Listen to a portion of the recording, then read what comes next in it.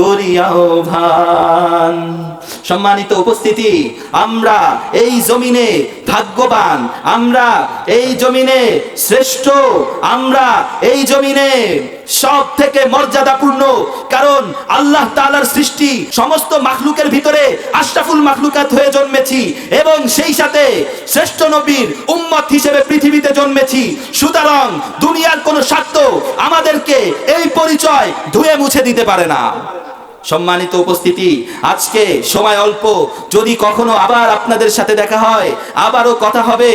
আমরা সর্বশেষ আবারও বলবো, আমি আপনাদের ব্যক্তিগত জীবনে এখন যেখানেই আছেন সেখান থেকেই শুরু করবেন মুহাম্মদ নবী সাল্লাল্লাহু আলাইহি ওয়াসাল্লামকে জানার ব্যাপারে।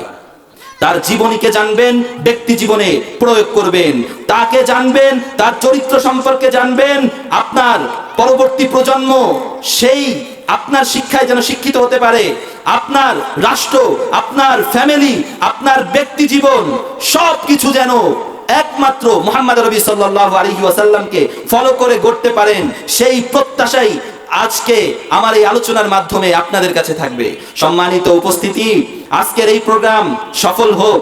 আজকের এই মাহফিলে যত অতিথিগণ আসবেন, আপনারা সকলের আলোচনা শুনবেন, আজকে কিছু নিয়ে বাড়িতে যাবেন এবং আপনার ফ্যামিলিতে সেটা প্রয়োগ করবেন, যাতে করে আপনি সহ আপনার পরবর্তী প্রজন্ম এই মাহফিলের দ্বীনি কথা থেকে, কোরআনী আলোচনা থেকে পরবর্তী প্রজন্ম এবং রানিং প্রজন্ম যেন আলোয় আলোকিত হতে পারে ইনশাআল্লাহ।